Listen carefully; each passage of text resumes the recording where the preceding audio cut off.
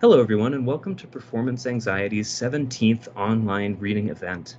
My name is Tom Snarsky, and I am so excited to be here in the company of our excellent readers this evening. I'm feeling especially lucky because during the month of late June, early July, Performance Anxiety celebrated its first birthday. So we are pumped that we've had the privilege of hosting a truly amazing group of poets and writers for an entire year now, including tonight's star-studded lineup.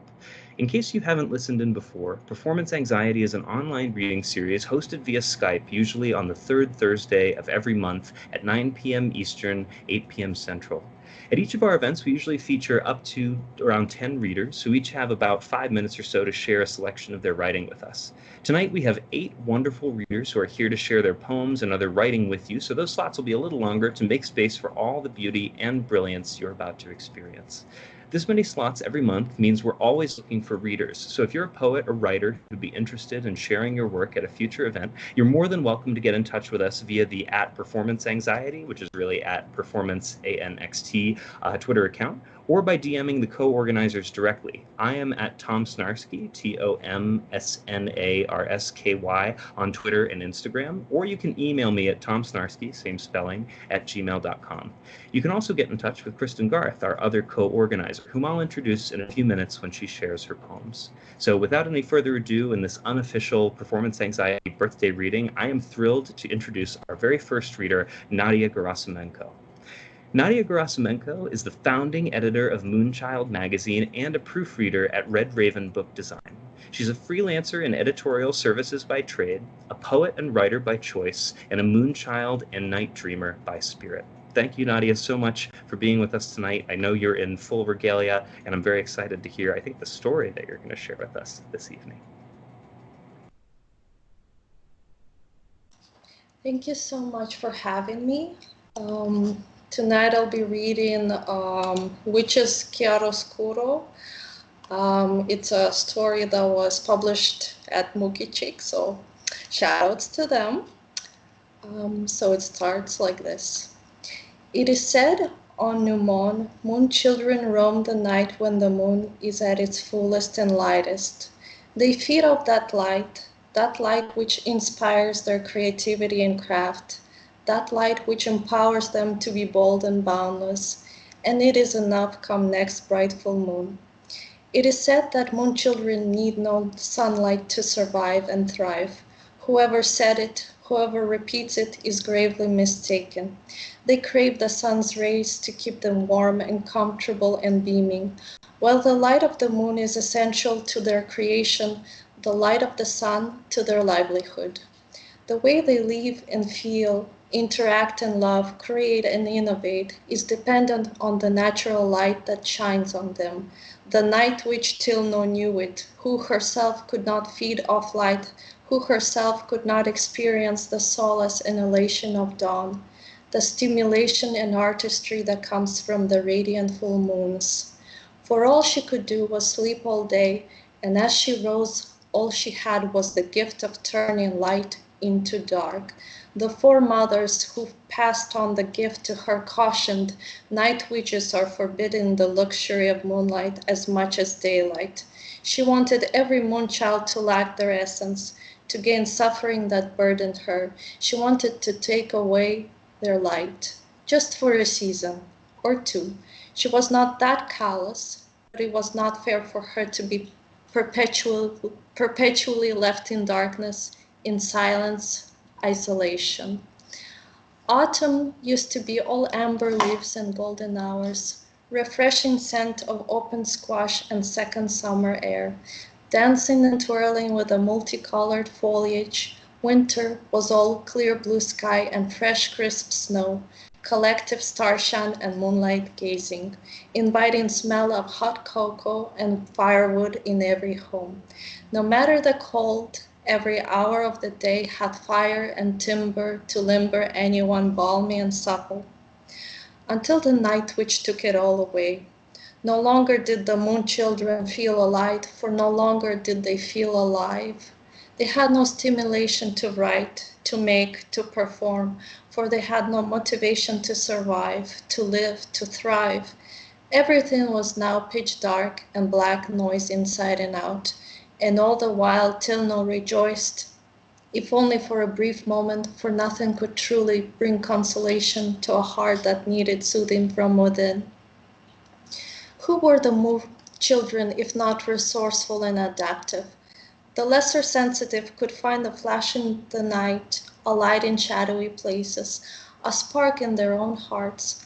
They could be fueled and energized to help themselves, to help others.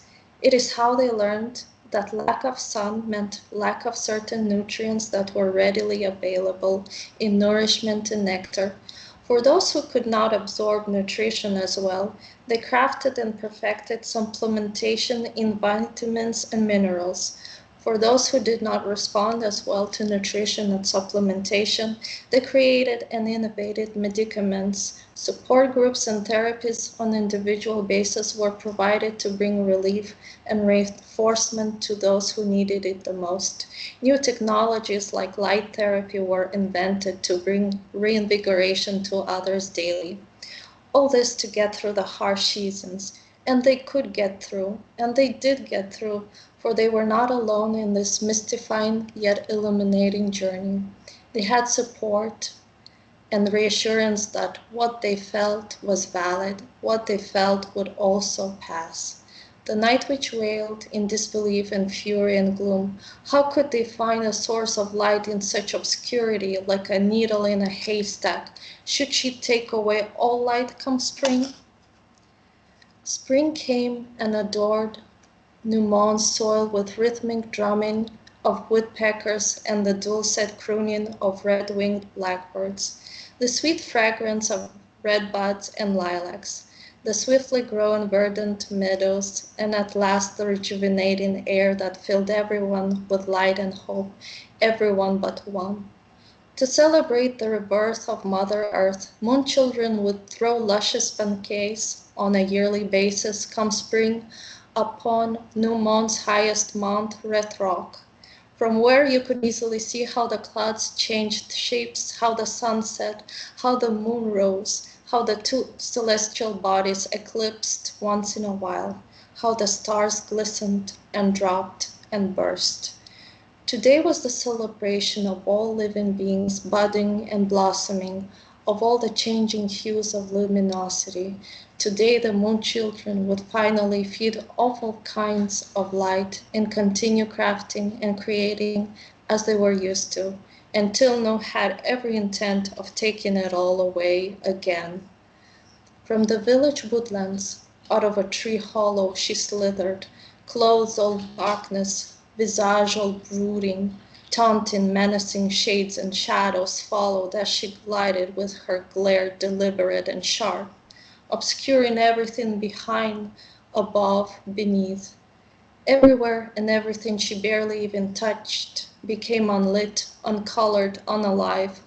Upon Red Rock, moon children danced and sang and laughed and delighted, for spring has come and hope restored, but not until the night which came into light, and only a quarter of the lively, leafy mount remained, the rest silenced and obscured. One moon child, Erifa, most daring, broke silence. Tilno, is that you? Is it evening so soon already? It is I have come to take away your day, all your days and all the light, Tilno retorted harshly. But why, what have we done? Erifa pleaded. For centuries night witches endured living in silence and shadow, endured you living in daylight, feeding off night light. Now you join us in darkness and gloom, taste the bitterness of our pain and loneliness. But Tilno, who said you cannot do the same? Tilno staggered. I was told night witches are forbidden the luxury of moonlight as much as daylight. They never told you why, and you never questioned, and you never broke free. Another moonchild, Akiru, most enlightened, reasoned. No, Tilno sniffled. I never tried. It is all right now. Akiru softly touched Tilno's shoulder, and a tiny part of her lit up. It is all right to break free where it makes sense. It is all right to break free from what does not make sense too. It is okay to be bold and boundless. Try it. If you aloof, most vivacious, took Tilna's hand and twirled her around. With every twirl, a part of Tilna flickered alight. You could see it in the shine of her eyes, in the whiteness of her beam. Even her clothes turned colorful and radiant, and and the shadows behind, above, beneath her soon dispelled. She was becoming a light witch. Thank you. Wow, thank you so much, Nadia, for leading us off with that beautiful Moomin-style fairy tale thing that, that's beautiful, and we so rarely get stories, so it's so awesome to have that as our lead-off read this evening. That, again, was Nadia Gerassimenko, who you can find on Twitter at MoonMoonMother, MoonMoonMother, because, again, Nadia is the founding editor of Moonchild magazine.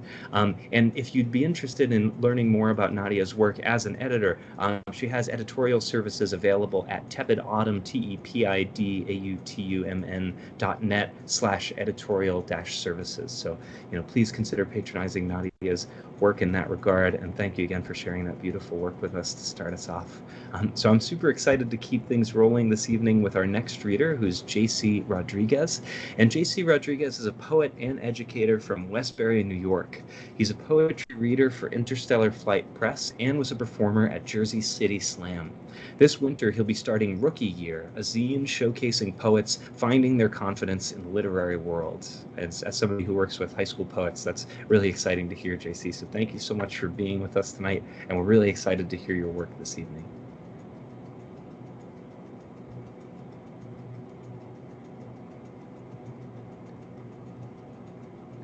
However, I think I might have aggressively muted you, so if you need to unmute yourself, feel free to do so.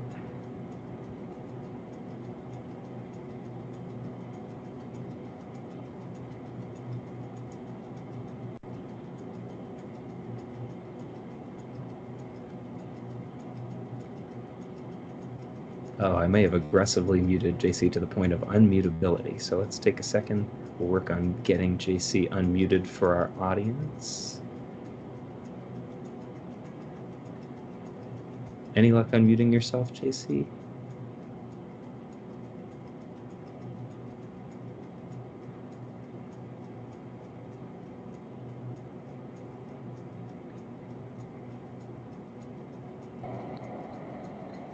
Hey, we can hear you now.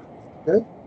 Yes, awesome. We're super excited to hear your poems. If all's well, I'll shut up and fire away. Yeah, sorry about that. This first poem is it's called Manopo. I use a lot of words in Tagalog, which is the language of the people of the Philippines, which is where my family is from. That's not an apology, that's just a warning. My lolo's meals are brought to him by tiny ghosts. Knives hang by his window. He tells me he watches TV all day, but there is no TV in his room. I wonder what other lies the ghosts tell him. He speaks in Tagalog and asks me why I don't understand. I tell him he never taught me. He tells me it is because I am never home. We have not shared a home in 11 years. Every time we remember the past differently, knives fall like broken wind chimes and hit his ghost aides. They quit. Eventually, he will run out of ghosts to tell him he was a good man. He tells me my mother and Tita put him here. He explains it to me like I am still a boy. He does not know I had a seat at the table when the family decided. I try to tell him, but he does not want to hear it. He grabs the last hanging knife himself. I tell him to put the knife down, and I get it tattooed on my arm instead. He asks to see it while we wait. He asks every time I visit, and all we do is wait. Thank you.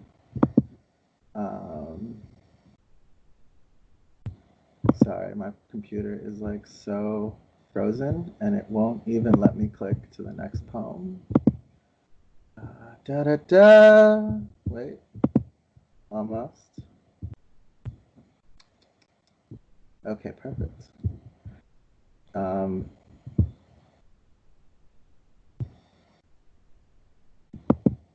Fingers crossed. There we go. This next poem is called Fear of Police, but as sci-fi, because that you can understand. Oh, wait, I'm sorry. I should have asked this before. Can I curse on this? Yes? Okay, cool. Sorry about that. 100%. Cool. The name of this poem is Fear of Police, but as sci-fi, because that you can understand. Or less passive-aggressively, get these fucking phasers out of my face. The space cops demand identification, so I hand them a data chip. When scanned, it reads, I reject this origin story. This chip does not state my lineage to claim some mystic alien association, granting diplomatic immunity on some enlightened shit. No, it doesn't sound alarms flashing that I'm wanted in 30 systems either, that their space cop buddies are looking for me, and it definitely doesn't come up blank. It doesn't say I don't technically exist or indicate that my records are suspect, that my flight codes are invalid, or imply that I was arrived illegitimately. The chip just has my silhouette and my name. And I don't want either becoming a hologram newsletter, or a bounty, or warning, or memoriam, or echo lost in space, or static on the comms, or a body destroyed by starship collision, becoming a ghost in another sector. Mythology for a new constellation. No. A phaser set to stun is still a weapon on my neck, an imbalance, and if I try to correct that imbalance and am blasted dead, it's fine, because a phaser set to stun is a weapon in anyone's hands, but its movements are a prop when aliens die. So please, I'm just trying to see my family. I've been gone a long time. My planet has changed, but they still want me to come home. Is that okay? Whew. Okay. I don't like reading that one. I was gonna do 4, but I changed my mind last minute, so this is gonna be the last one I do. And I want this to be a little bit happier. I can see people are saying things or typing things, but I can't actually respond to them because they're not coming up for me. I'm sorry. Let's see. One more time. Oh, no, froze. Wait. There we go. Okay. This last poem is called When I Get My Palms Red, I'm Told They Can't Find My Fate Line. They said it's too thin. Like my veins, careful hands have failed to draw my blood. I hate that I'm only too thin when I need answers. Conclusions are impossible unless they result in my end. Then I'm too big for my body, or for the world to do its job. I hope when I die, my body remains an inconvenience. I don't believe fate knows when I'm going to die. I think fate just knows what my life is tied to, where my blood goes. My hand used to be warmed by both. When I reach for a high five, my little sister does this thing where she headbutts my hand instead. She thinks it's the funniest thing in the world. She laughs at the world's best inside joke. She tells me what's happening in our Animal Crossing town, what anime the kids are watching these days. She asks about my life. I ask about hers. I look at her and think, maybe that's where my fate line went. Thank you. That was it. That was totally beautiful, JC. Thank you for powering through the technical difficulties to share that awesome, awesome work with us. I really appreciate it. And it was super exciting to hear JC's work. If you have not heard it before, you can find more of it on Twitter at sickbirdgod, SICKBIRDGOD. And JC is also the poetry reader for Interstellar Flight Press. So if you go to interstellarflightpress.com/submissions.html, you'll see that they have an open call for pop culture, sci-fi, and fantasy essays. They're also looking for 2020 themed flash fiction by BIPOC. So thank you so much again, JC, for joining us. That was an awesome, awesome reading, and we're super excited. I hope you get lots of great stuff to read in Interstellar. Yeah, dang.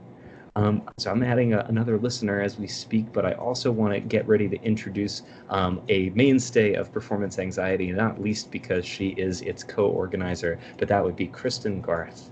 And Kristin Garth is a pushcart, best of the net, and Ristling-nominated sonnet stalker. Her sonnets have stalked journals like Glass, Yes, 5 to 1, Luna Luna, and more. She's the author of 16 books of poetry, including Pink Plastic House from Maverick Duck Press, Crow Carriage from the Hedgehog Poetry Press, Flutter Southern Gothic Fever Dream from Twisted Press, The Meadow from APEP Publications, which I had the privilege of reviewing, and Golden Ticket, which is forthcoming from Roaring Junior Press. She's the founder of Pink Plastic House, a tiny journal, and the co-founder of Performance Anxiety, this online poetry reading series, as of about 1 year ago. So I'm super excited, as always, to introduce Kristin. Thank you for being here, and thank you for reading, and thank you for starting the cat ears dress motif, which I totally missed Nadia on did. this evening. Oh, Nadia did it. Oh, even better. Nadia gets the credit. I'm going to be reading from two different kind of fairy tale situations. One is going to be Wonderland, and that's from my book, Puritan You Succubus Alumnus. That is going to be a reprint of Puritan You, but actually expanded into a deluxe edition with as much new material as old. And part of that new material was that when I left BYU, I originally in Puritan You didn't talk about what I talked about in The Meadow, which is immediately, almost after that, I got involved with like BDSM, which is pretty wild to go from BYU and Mormonism to that. So in this story, I kind of wanted to tell a little brief, view of that in a fairy tale way. And so I did it in Wonderland poems, and I'm going to read you 3 of those right now. The first is called Drink Me. This curious child was fond of pretending to be 2 people. No use now, thought poor Alice, to pretend to be 2 people. Why, there's hardly enough of me left to make one respectable person. Lewis Carroll, Alice in Wonderland. You pretend to be friends in starched pinafores, following beasts to inappropriate doors, drinking from bottles found on the floor, until you're too small to be 2 anymore. The girl in the dress or girl in the blooms, you have to choose. There is not enough room for societal notions, stifling costumes. In holes you huddle to smell dew perfume of diurnal expansion of petals in pink. Dare not imagine what other you thinks. You unbuttoning clothes, girl on the brink of wandering nude to a place she's extinct. Companions, commandments, cast off like dolls. To enter this meadow, alone you must crawl. And the next poem is called Wonderland. Sanguine she stands before the silver-coiffed queen, shrugs off some unbuttoned lace, shakes hair agleam. Ribboned, examined, chin raised to glean, sheen of an offering, fingers prepare. Sudor to slickness where she's prohibited hair. Pink kitty cat coy peeks at subjects there, oversized wing chairs, uninhibited stares. What says the stray? Wondered their way. Voltaire in French in college now learns to obey. Pink lips already spread won't promise, pray. In chasms of earth she shall beg to stay. This whole a kingdom where fealty's paid before mad-suited suitors, tea clotted cream, to sounds of surrender, sometimes a scream. And this is the last poem about kind of why I left the situation I left at the end of that period of my life when I thought this is getting too dangerous. And I was involved with someone who kind of was pulling me with drugs to be there, and I was an addict at that time, so it worked. But anyway, this poem is called Off With Her Head. She will awaken in a make-believe place. Its psychotic sunflowers, skyscrapers replace. A hole she dropped into after she chased overgrown rabbits, deeper disgrace.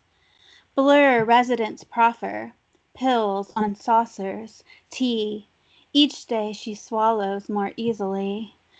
Lie beneath beast, polite sacrifice.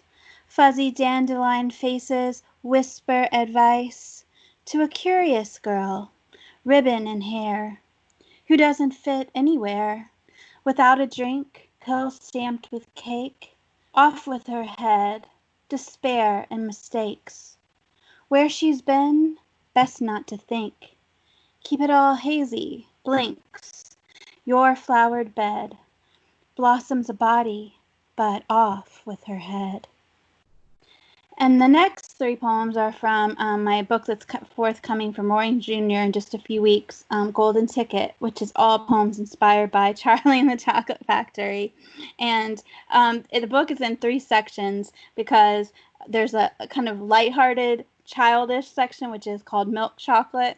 And I'm going to read a poem from that first, called Golden Ticket. Some have a daddy who finds it for them. Some swallow defeat then win on a whim. Some crave competition more than some. Some hack computers with algorithms. Some are just lucky on one special day. Decade of dates you thought luck turned away, abandoning you to hunger, decay. Were debts recorded, repaid you today. Moment in time, they could do you most good. Luck is an oracle, misunderstood, omnipresent in a famished childhood. With favors she is unable to spare. She knew the sum required to get you there. And the second poem is from the Dark Chocolate section, which is a lot of social critique and things like that told through these characters. So this is The Alternative Tiny History of Mike TV, and this is going to be coming out also in Drunk Monkeys soon. I don't wish to alarm you, said Mr. Wonka, but it does sometimes happen that only about half the little pieces find their way into the television set. I don't know why, but the result was that only half a bar of chocolate came through. Royal Doll, Charlie and the Chocolate Factory. TV makes him very small. Projects a wee homicidal doll who paces in his mother's palm, while Wonka expects her to stay calm. She has a perfect place at home for him. 3-story stage, plastic army men. Wonka could reduce a few TV, teen pistols, belt, would be fantastic, without need for alarm. What he would do is just a little harm.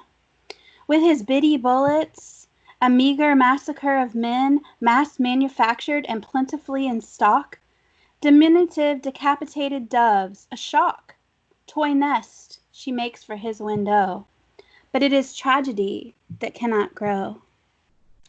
And then finally, the last poem, it comes from the Hot Chocolate section, which is a little erotic story of Willy Wonka and one of the spies of Slugworth, who is female, who seduces him, and they have this whole thing. So this is called Love in a Great Glass Elevator. The recurring sex dream of Slugworth's spy who seduced Willy Wonka. When glass doors close, I am no longer spy. Dance nude, translucent box, Candyman between taut thighs. Full force of rocket propellants, amplifying thrust of him. Prim petite chocolatier with an everlasting lust. Pixie dust from fingertips, brush of button showers us, his stick swirling deeper within until a scrumptious rush. Endorphins splay sticky limbs, we care not where we do descend. Paroxysms push buttons, neither comprehends until we are there, and the gravitational bounce summons moans, now echoed doubts, 10,000 feet deep. In rock candy mines, I visit asleep. Thanks. Thank you so much, Kristin. That was, again, Kristin Garth sharing some poems from various places, but especially Golden Ticket, her chap forthcoming from Roaring Junior Press. Again, you can find Kristin's work on Twitter at Lola and Jolie, LOLAANDJOLIE, and you can also DM her if you're interested in participating in performance anxiety in the future. And you can also find Kristin's work and keep track of her many, many, many projects at Kristin Garth, KristinGarth.com.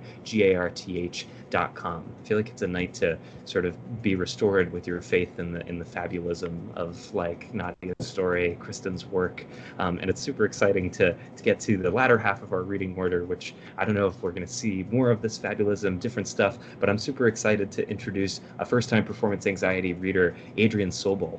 And Adrian Sobol is a Polish immigrant slash poet slash musician. He is the author of The Life of the Party is Harder to Find Until You're the Last One Around, and he lives in Chicago. So thank you so much for going out on a limb and joining us tonight, Adrian. I'm really excited to hear the poems that you're going to share with us tonight. And just like JC, I may have tyrannically muted you, so if that's true, feel free to unmute yourself as need be. Can anyone hear Adrian right now?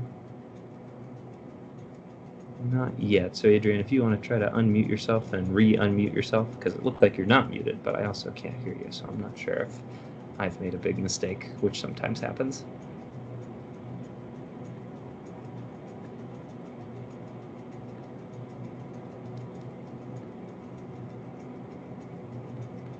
Adrian, I'll try muting you, and then you can try unmuting you, and then we'll see if that makes any difference. Otherwise, I'll just kind of like do take 5 or something while we figure out our technical difficulties, as they are wont to happen.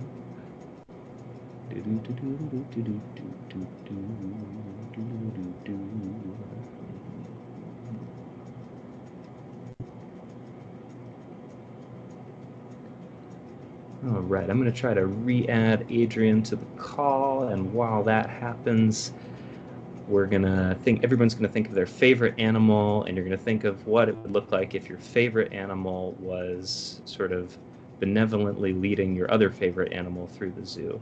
Just think about what that scene would look like while we get Adrian back onto the call. Any luck, Adrian? I think you're on, but I'm not sure. Can anybody else hear Adrian?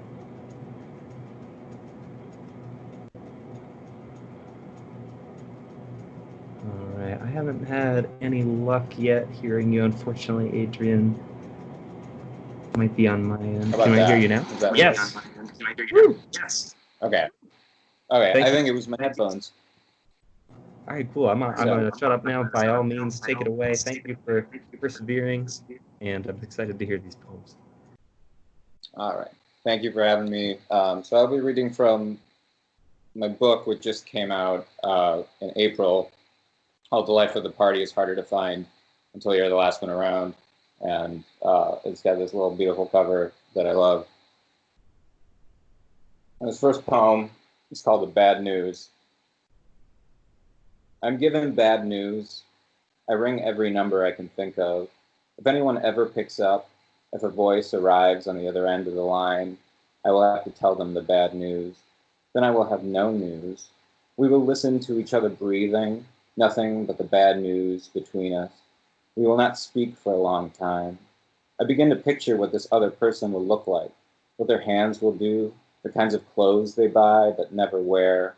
This happens to me all the time. I have a closet full of shirts with no occasion. Tonight is the night, I think, when the bad news will find someone. I imagine what it will feel like, finally telling someone this, and how just in the telling, I will be free. How all the blood I have kept secret for so long will finally come to follow you home. All right, so this one is called The New Cosmos. When the earth stops its spin and hurls us from its cities, I could see us together, shoveled through the new cosmos. The new cosmos would look handsome on you. That emptiness would look good on anyone, the way most vacant expressions do.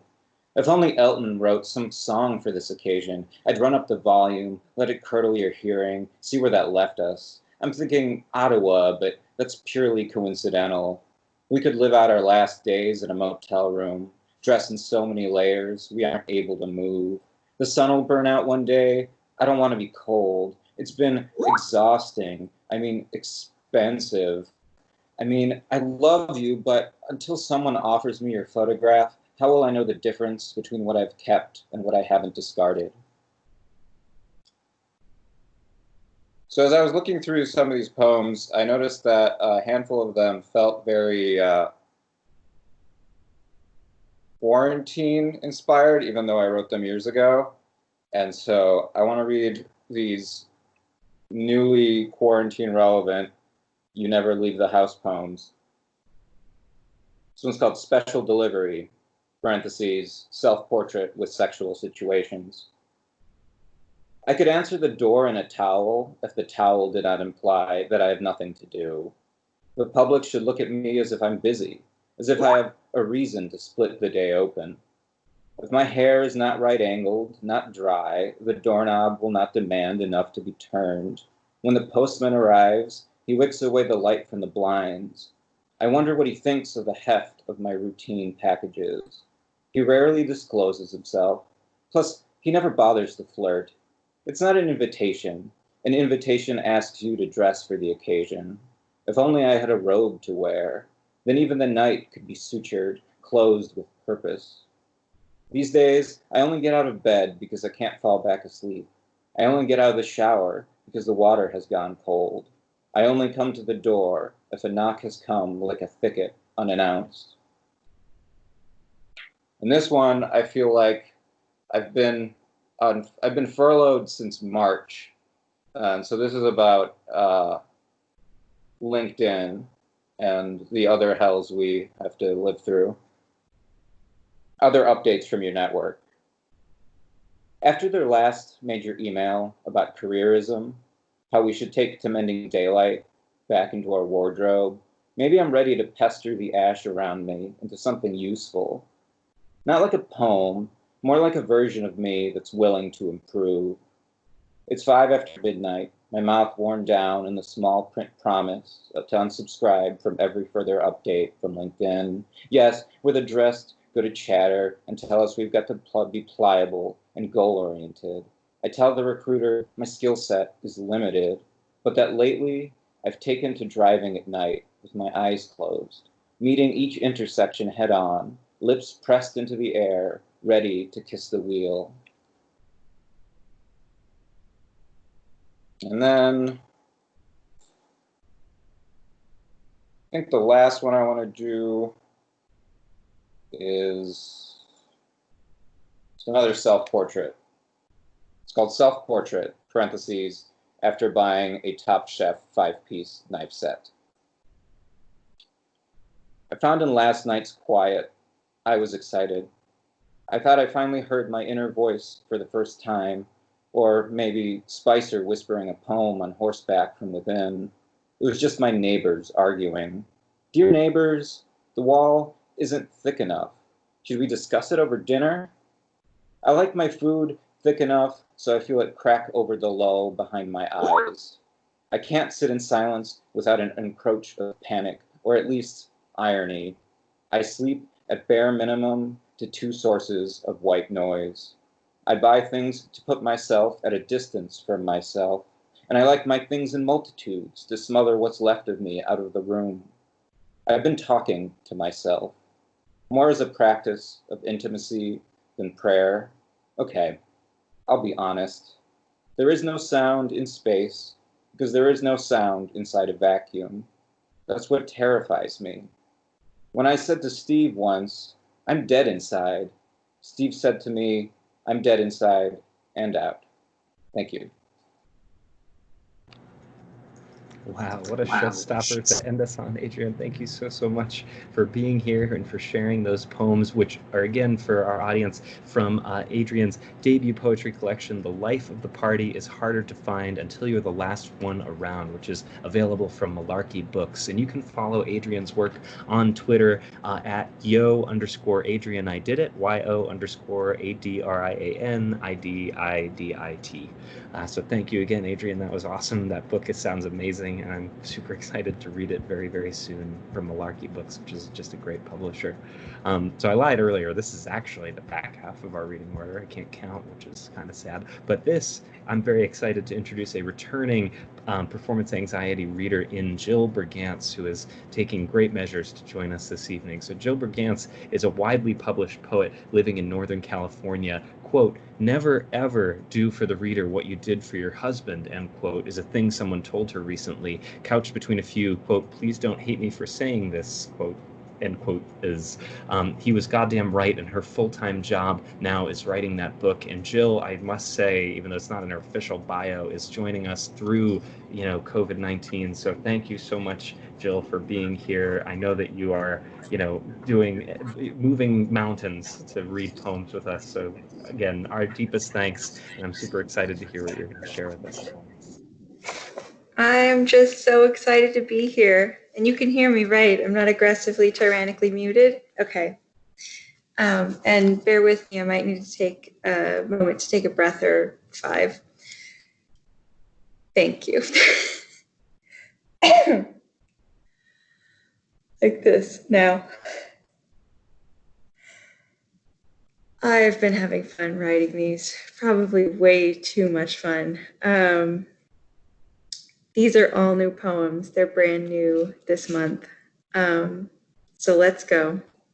Top 20 places to go after quarantine is over. The movies. On a night when the theater's completely full on purpose. The lower deck of the Bay Bridge at 4:15 on a Friday afternoon for the traffic.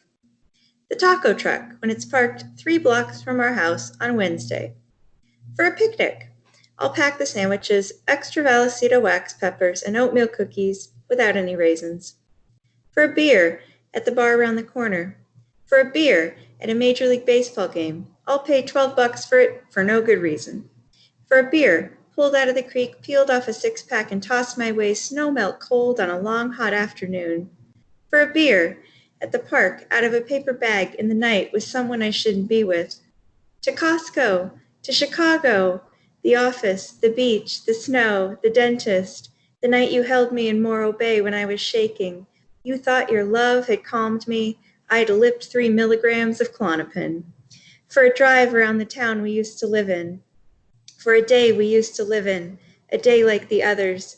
A day like all the others you lagged. A day like the others you lagged behind me on a walk 12 years ago, and when I turned, you were kneeling wordless with a ring I didn't know yet I was paying for, with a loan you'd taken out in my name so that I would take yours, darling. Let's keep going. Upon the evening I learned, wherever you go, there you are. Saturdays were waffles with homemade whipped cream and fresh strawberries. Or pillows of eggs, bacon jeweled with turbinado sugar, something called a Danish puff that required short crust pastry and 3 hours to prepare the night before. Where do you want to go? I slid the country toward him on a platter. Here. It was the cover of the 2006 Rand McNally Road Atlas. The view was beautiful and expensive. I booked it 14 months in advance and skimmed dimes off the electricity bill by unplugging our phone chargers from the wall every morning after you left for work, and the microwave, and the TV, and the router when I wasn't using it. Your computer I left on because you hated to reboot it and you wouldn't give me your password. You kept bringing home bourbon and fucking up the grocery bill.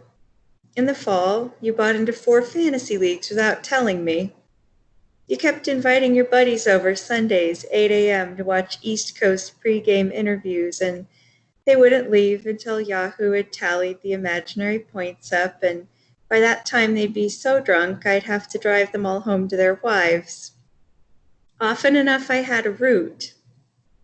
Yeah, I know your rule. Don't puke in your car. Now can we go? You wanted to know why we were eating so much pasta.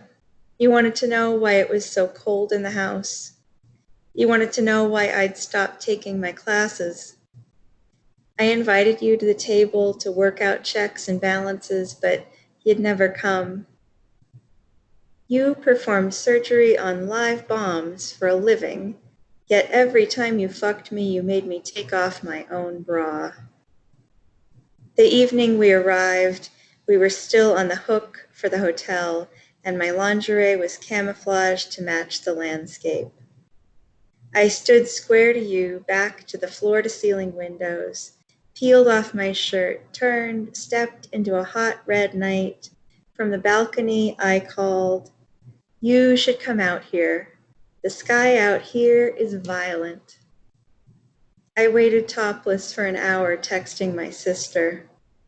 She reminded me. He worked smarter, not harder. He'd find any way around opening a book. I need to take a breathing break, you guys. Excuse me. Thank you. This is what the respiratory therapists say you're supposed to do. It's working so far. Okay. More? How about 564 Rocky Hill? These are both from this week, so they're fresh.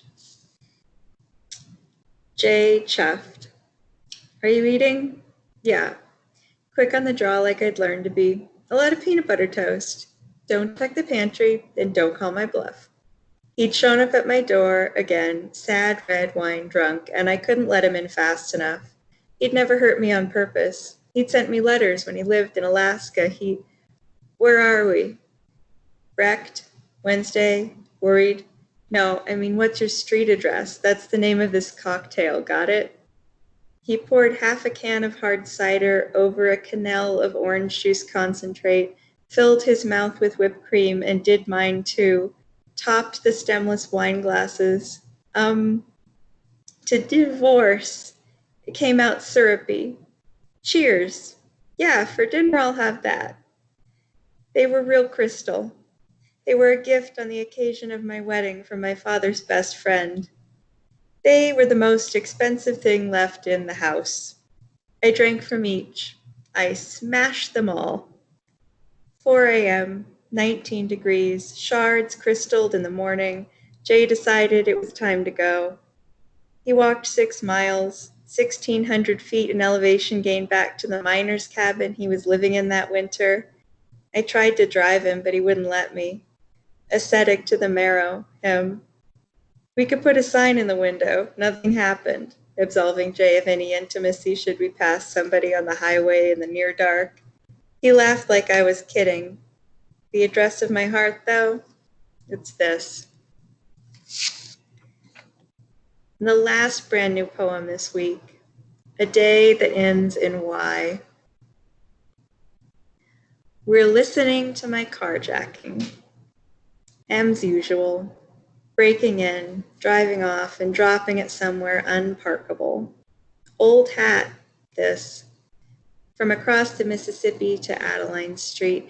If he can't act the verb upon me, at least he'll create some traffic.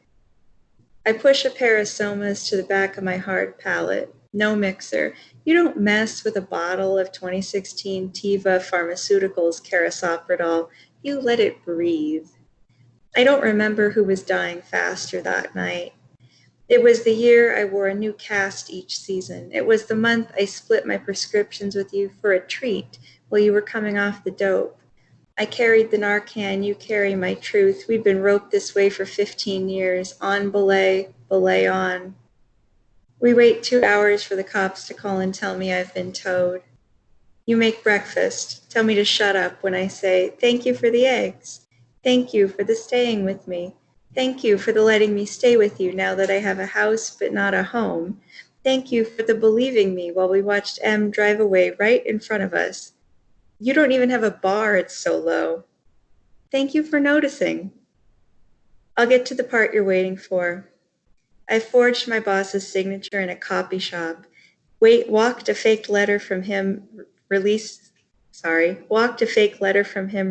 the car to me straight into Oakland PD, slid it over the counter, and sprung the Benz out of impound on the company card. I'd explain it all later. What a dummy I'd been. What a mess I was. I'd parked in a loading zone. I'd been towed. Thank you all so much for listening. I know this will be like totally chaotic, but can we all just like unmute and clap for that? Because I want to do that right now.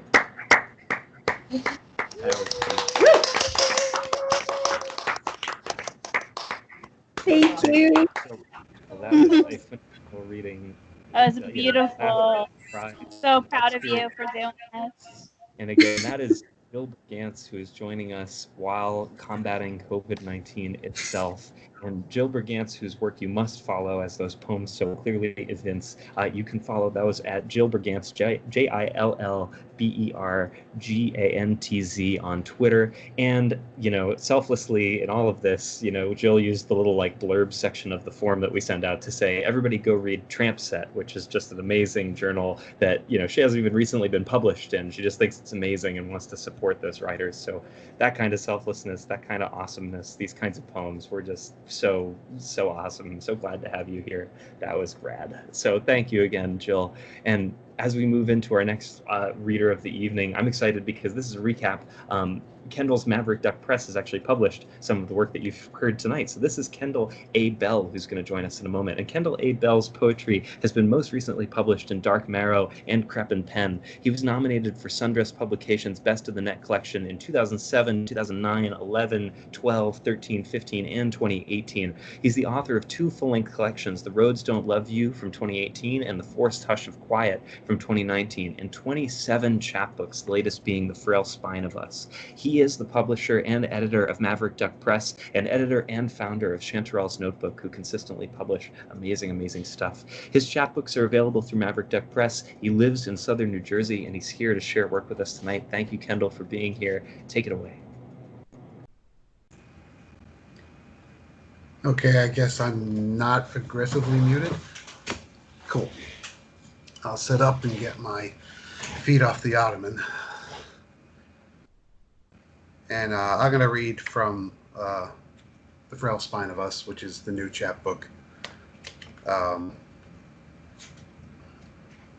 It's pretty dark. It's basically about endings, death, loss, that sort of thing.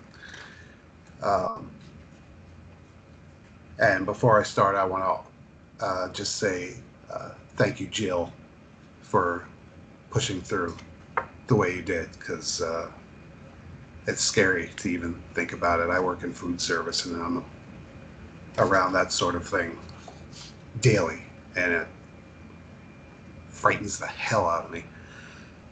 So this one's called How to Unlove Someone.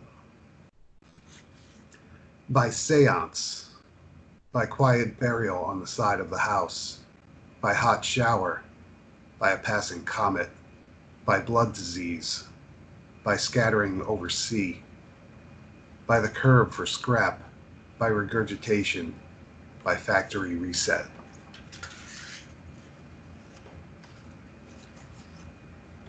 This is for a fellow poet who suddenly lost her husband last year. It's called There's No Timetable for Grief, for Ash Miranda. We are always ticking, and the cadence can go awry at any moment. Leave us a singular entity in grief's fog.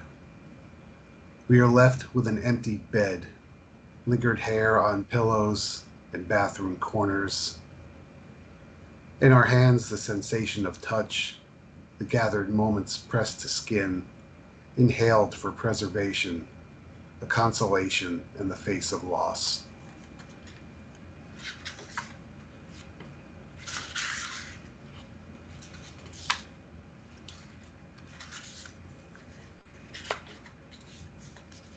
This one is called The Spiral of Hollow, which was actually the original title of this chapbook, which I'm really glad it isn't anymore. Something in the outline of a body that is never pressed into the cold of evening sheets, that has no distinction beyond the walls that shelter it. Something in the contour of a face obscured like fogged car windows on humid mornings, lips that form sentences in seclusion. How does longing work when fingers have never trailed smooth summer skin, when limbs have never untangled in daybreak? How emptiness is a wishing well, a spiral of the hollow.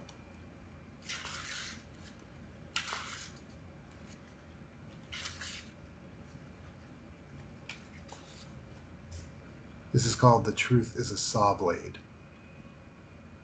The truth is a saw blade, is an ending at a cafe table, the sound of exhales, fingers untangling impermanence. The truth is always complication, is the lie that cannot be overcome. The truth is that love is only buried in shallow dirt, to be forever exhumed, even in separation of miles, of bodies. The truth is that we are all an abandoned drive-in theater, a movie ending that leaves the chill of a deep chasm.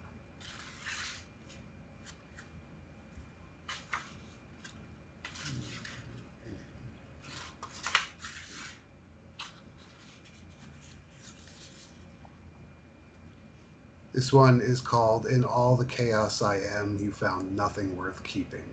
It's after a poem by Rachel Tanner.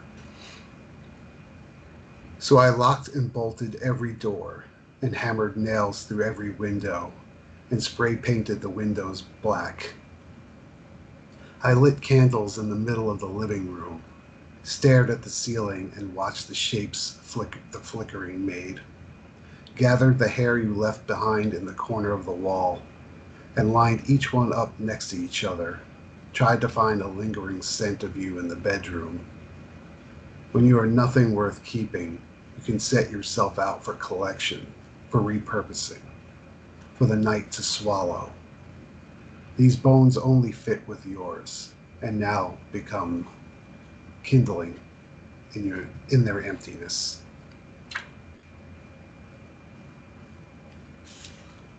A couple more.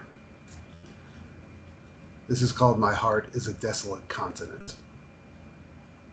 My heart is a desolate continent left to spiral into ruin, into a vast expanse of tundra and endless freeze. My heart is the broken clock in a landfill, the glass shattered, one hand missing. My heart is a phantom limb, the dead, armless tree left to slowly rot in plain view. I stand against a stiff wind, waiting for my heart to stop its strained beating. And the last one I'm going to read is the last poem in the chapbook, which is where I got the name of the chapbook. It was the last poem I added to it. It's called We Were Always Destined to Break. We were always destined to break, like dried and brittle branches, descending to the soft earth. The frail spine of us has been bent with the strain. Nothing can slow the inevitable crash, the mid-air collision of two bodies never meant for flight, never meant to ripen in sunlight. We were always destined for a crash landing in an open field, a disappearing act swallowed by miles of ocean. Thanks. That was awesome. Thank you so much, Kendall. And Kendall is a returner to performance anxiety. I was Googling while Kendall was reading the article Kay Ryan wrote about William Bronk, because I wanted to talk about Kendall's poems as being like what Kay Ryan called Bronk's poems, like the small brown bottle my grandmother carried in her purse and sniffed for the pick-me-up jolt, because they're simultaneously, this darkness that you mentioned, but also the living sociality of, bringing Ash and Rachel, both excellent poets in their own rights, into this evening. So we're super grateful for that. And if you would like to follow more of Kendall's work, you can find Kendall on Twitter at @KAshleyBell, KASHLEYBELL. And those poems that you heard, many of them are from the new chapbook, The Frail Spine of Us, that was just released this month and is available at maverickduckpress.com. untitled.com. So thanks as always, Kendall, for being here with us. And it's kind of sad, as always, to get to our couple of last readers of the evening, but another returner who I'm very excited to introduce right now, whose cat I saw kind of wandering into frame briefly for a moment. I was very excited to see that, is Sara Matson. And Sara Matson's poetry has been nominated for Best of the Net 2019, and it can be found or is forthcoming in Impossible Task, Bone Bouquet, The Journal Petra, and elsewhere. Sara's chapbook, Electric Grandma, is now available from Another New Calligraphy, a wonderful press, and her chaplet, Forgotten Women in Science, is available from Damaged Goods Press. Sara is quarantined in Chicago with her rad husband and self-same cats. Sara, thanks for being here tonight. Always excited to have you on Performance Anxiety. Hi, everyone. Thank you so much, Tom and Kristin, for having me back. It's really such a joy to be here tonight and to be able to read with all you really fantastic folks. So thanks so much for this opportunity. My first poem tonight is very, very loosely inspired by the PBS program, This Old House, which is a do-it-yourself home improvement show. So this is called This Old House. Praises to Norm Abrams. I shout to the shadows, not scholars, on stained plywood veneer, dusty nail and hardware, negligee lips ride low, cadaver duty, age. Scorch and weird up, young ones. Our moods have been dipped to the rats of the past, a declaration of sarcastic terror. What kind of house has a loudspeaker? I knew before, caught the perfume panic, truly the dread of familiarity. Fibrous mothers wear dew like mid-morning jewels. Family secrets buried 2 hallways, and who even knows how many marriages, like drinking caffeine midday. Sober truth is a colorful succulent between modern clay spheres and gift brains, wing feasts, nuclear sunshine pungent even when undone, shaking over a mouth of monsters cut and pleading, snapping photos, harmonizing between 1,000 Willy Wonka televisions. I even have the thick glasses weighing down my nose. Construction noises. Theme song. My next few poems are part of a series called Bone Segments. And the first 10 bone segments right now are up at Pulp Poets Press. And so these are all brand new. You can start with number 2. Driving equals deactivated. Bathe in your own flesh. What hyper flexibility to see the clumsy of true beauty and still burn it to ash. Human hair wig on a tractor, combination platter. There, the entrance for electric guitar solos. Can you taste it? I mean, before you buy it? Behind the mouth of hope, the language of the 70s. Carpet and fuck. See also, shoving past the pain to get to the bar. The snack bar. No, but also the regular bar. Definitely the regular bar. LOL. Fear. 3. Unknown daughters left their cheeks clinging to marble. Apply a sticky polyester seam. Panties like a high school cafeteria. Wild torture. Imagine the wooden spoon birthday cake. Expand and contract in a cave. Breathe along with them. In other places, a leather belt corresponds to the splitting of my toes, and you can't tell me the hair between folds is not tape recorded. Hold it to the light, you'll see verbena growing into a woven lawn bag, foldable socks inside a burning chorus. Examine my smoldering face and think, virus. See also, I spent $80 plus shipping on handmade fabric masks. Tiny dressmaker, what will you spread across my mouth when I ask? No returns, only Zool. 5. Arrows on, movable lipstick squares, clogged lock childhood curfew, sexually attracted to a goblin king, perfumed eyepiece splitting Betamax, Migraine time stop with bones that grab the skull, crocodile skill. Phantom breed, she has my name. Beautiful scruff, men with geometric jawlines and long fingers. Couldn't stop the rush to the present. Codpiece, codpiece, codpiece, codpiece, codpiece, codpiece, codpiece. She admired the rhythm of my hair bobbing as I ran screaming down the locker room hallway, past skinny boys in overstretched shorts, under archways of wet tile and Muppet flesh, behind the knees of disappointed parents. See also, children are disappointed, not the parents. You see, I saw that smile. That one, just there, that one, that smile.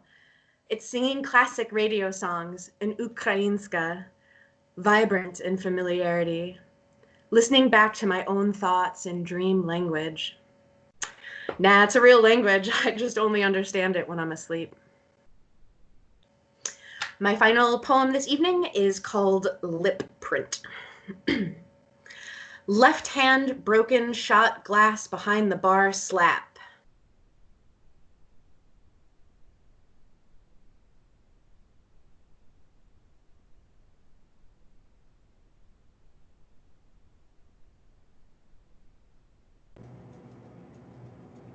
Might have been a slap so hard that we lost Sarah, which is quite impressive, metapoetically speaking. So we're going to see if Sarah rejoins in a moment, because otherwise I'm still dealing with the semantic satiation of codpiece, which is like simultaneously doing a lot. The force of language is here with us this evening. I'm going to try to add Sarah back in, and it'll be glorious. Damn, like, imagine slapping somebody so hard through the internet with a poem that you break the internet a little. Like, quite impressive as one of the things you can do with poetry. Give Sarah another moment, see if this rejoin is successful. And again, you're thinking of your favorite animal touring your other favorite animal around the zoo, and now they've met your third favorite animal who is just chilling, and they're introducing themselves, getting to know small talk, they're socially distancing appropriately. All is well with your three favorite animals in the world. And I'm going to try to, like heck, to add Sarah back into the call, but just in case I cannot, let's see. Your third favorite animal is dominating the conversation. It's a little rude, but the other two are tolerating it. It's fine. So we'll see what we can do, and I want to hear the rest of Sarah's poem. But if we do not successfully add Sarah back into the call, because that happens sometimes, that was, again, Sarah Matson, who you can find on Twitter at Skeletor Writes, SKELETORWRITES. And those poems, I don't think any of them were from these publications because, like she said, they were all brand new. But Sarah's chapbook, Electric Grandma, is available from Another New Calligraphy, and her chaplet, Forgotten Women in Science, is available from Damaged Goods Press. So please check those out, and they will slap you hard enough to break your internet. So I'm so sorry that will happen, but be ready for it. So while we try to get Sarah back on, maybe so she could maybe read her last poem, I am going to introduce our last reader of the evening, which is always a bittersweet feeling. But this one I'm really excited about because Daniel, who I'm going to introduce in a second, actually sought us out after our reading for Molly Brodak, who Daniel is a former student of. So it's really cool to have that lineage present in here this evening. And Daniel Lumpkin is a writer and journalist from the Atlanta area who enjoys teaching college composition courses. So thank you, Daniel, for seeking us out, for reaching out, and for being a part of Performance Anxiety tonight. We're excited to have you. Awesome. Thanks for having me. Can you hear me? Yeah. All right, cool. So usually I write like short monster stories and horror, and that's kind of what I teach. But with the whole COVID thing and losing Molly and everything, I decided I would try something a lot different, and so I tried to write a comedy. So here we go. One. It was between my first and second sip of the tap water at the diner when I realized, in that sticky booth with the conversations going on all around me, that I was in a story. The others here weren't people, they were characters, nameless and fairly unimportant, although that does sound a bit mean. This epiphany made me lurch backward in the vinyl seat and exclaim something that would enrage a clergyman. I suddenly looked up to see a priest 2 booths down from me. He was giving me a damning look and probably wishing God would make an example out of this dirty blasphemer. He hadn't been there this whole time, had he? What are you doing here? I asked. You weren't here 5 minutes ago. I had a hunch that maybe this story I was involved in, this priest was there as a side character. Perhaps we were to solve crimes together, although I don't see myself as solving mysteries with a sidekick. I don't know very many priests, but he hardly looked the type to help solve crimes anyway. Look at the smudges on the lenses of his glasses or the coffee-stained teeth. No, he wouldn't do. No, thank you. I've been waiting on my eggs Benedict for the past 10, he said with a quizzical look. What's it to you? The rest of the restaurant was looking at us, and I felt them hungry, all a hungry audience waiting for my witty retort. They waited. I glanced around. They waited for quite a while. I was sure the writer of this story would give me something good, but after more moments of awkward silence, it suddenly dawned on me that maybe this writer fellow wasn't very good at witty retorts. Ha, the priest said triumphantly. That's what I thought. Defeated and angry at the writer's pure lack of creativity, I reached in my pocket for some loose bills, slammed them on the table, and marched to the door. Before exiting, I turned my back to the priest. I bet you would be terrible at solving crimes, I said. No, I'm quite good at it, the priest said with the smuggest of expressions. Solved 2 murders last month. It's true, exclaimed some boring character without a name or features worth mentioning. He was holding up 2 issues of a local paper. Both issues were from last month. Murder solved and Priest Foyle's nearly perfect plan were written in large black letters on the front pages. He solved the murder of my grandmother last week. The peculiar case of the porcelain parrot. That's what I would have called it if I had been writing one of those mystery novels. I cut him off. Oh, you don't even have a name, I said as I walked out. As I made my way down the street, I wondered which direction the story's plot would go. As I walked block after block, sometimes passing these non-characters, having their non-conversations that begin and end when I am in earshot and again end when I am not. Come to think of it, their entire existence, too, might be set up this way. How tragically sad. I saw a pregnant woman waiting for the bus. She was just standing there with only one earbud in, talking to someone. He wishes that's how it happened, she said. No, I asked if I could borrow his car, and her voice trailed off as I turned the corner.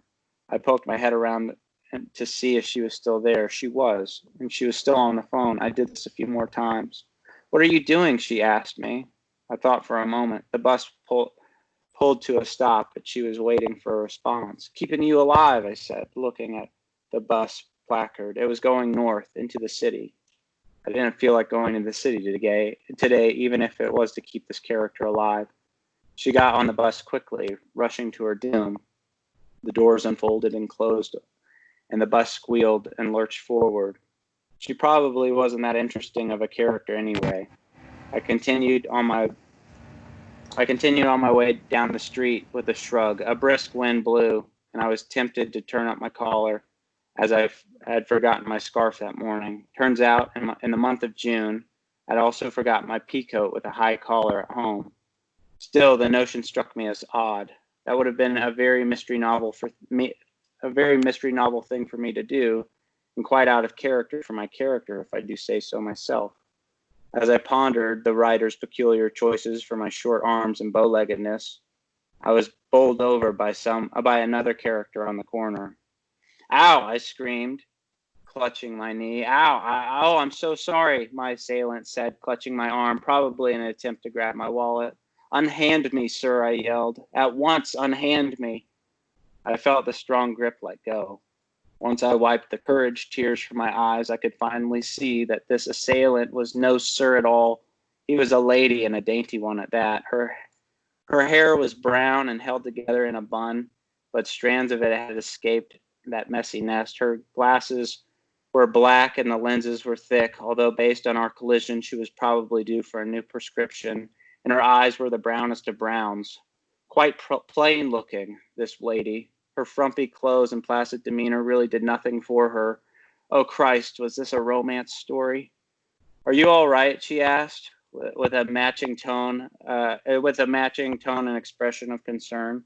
I believe so, I grunted as I stood up and dusted myself off. Is this some kind of meet cute? Oh, I'm not sure, she said. I've always wanted to be in one of those. I don't think it is, I said, after considering the situation. I'm not handsome and you're not my type at all. No, I'll be damned if this is a romance story. Good luck. Oh, that's what I got. Thank you so much, Daniel. It's really cool to end the way we began with the story, and as you mentioned, to have Molly with us kind of spiritually and genealogically with us this evening. That again was Daniel Lumpkin, who's a writer and journalist from the Atlanta area and a former student of Molly Brodak, who we had a reading for some time ago. So thank you, Dan. And I am excited that Sarah was able to rejoin us. I know that Sarah's last poem got interrupted, but I was hoping, and I don't want to put Sarah on the spot, would you want to do the poem to close us out? ? Would that be okay? No pressure, but let's see. She's muted aggressively because I did that, but let's see. No, hi, I apologize for that. It's raining and our internet cut out. No problem. Please take it away with the last, you'll get last poem, actually like penultimate poem privileges, but that will be pretty rad. So please take it away. Geez. Awesome. Thank you so much. I apologize for my technical difficulties. Thank you so much. Awesome. Okay, so my last poem this evening is called Lip Print. I don't know. Yeah, okay. Left hand broken shot glass behind the bar slap. That's what came through. Or next, who can remember between mosquito bites and adult acne? Paper bag dress slide as itch, as chest, as underground oil slick snack fest, ice cream truck kind of comfort. Bug spray perfume weighing down my curls down to the muck. I'm an adult now, cats shitting in my mouth, holding my own shoulders against the toilet bowl. Baked, but violent, sleeping on top of the anger, core check. Oppressed by the nature of rabid dawn and its burn. Fingers intertwined and watching alien movies. Seducing my husband with lime breath and tongue bubbles. Don't stop now. You've already stained my china with your lipstick. Thank you so much. Sorry. Woo. Thank you very much. I'm so glad that despite the internet's many efforts to thwart us this evening, it failed and poetry succeeded. So again, that was Sarah Matson on Twitter at SkeletorWrites, SkeletorWrites, chapbook from Another New Calligraphy, chaplet from Damaged Goods Press. So yeah, that was, I would have sat uneasy not knowing what happened after the slap. You know, I wouldn't have been able to sleep. So that was, again, a slightly bittersweet way to conclude. It's always sad to get to our last reader, or our last reader postponed by another, internet issue. But we're so glad that, we were able to reach the end of this birthday celebration of performance anxiety with, modular internet stuff being what it is. So thank you so much to all of our readers for sharing their incredible work with us this evening. Thank you too to all of our listeners for giving this hour plus of your lives over to poetry. And I hope if you're listening, you might consider dropping us a line at Performance Anxiety, so Performance ANXT on Twitter, or at my email, which is tomsnarski@gmail.com. If you'd ever like to share your work at a future event, we would love to have you. We're always looking for readers. So we're going to conclude with a poem. I've been living in Berryman's sonnets for a little while. This poem is one of those from the 40s, and I'm just going to read it to wrap things up. So thank you, as always, for joining us. And this is sonnet number 11 of Berryman's sonnets. I expect you from the north. The path winds in between the honeysuckle and the pines, among poison ivy and small flowerless shrubs, across the red-brown needle bed. I sit or smoking pace. A moment since, at 6, mist wrapped the knoll, but now birds like a gong beat, greet the white gold level shine. Wide flung on 1,000 greens, the late slight rain is gleaming. A rabbit jumps a shrub. Oh, my quick darling, lie torpid so. Cars from the highway whine, dawn's trunks against the sun are black. I shiver. Your hair, this fresh wind would, but I am starting. To what end does this easy and crystal light dream on the flat leaves, emerald and shimmer?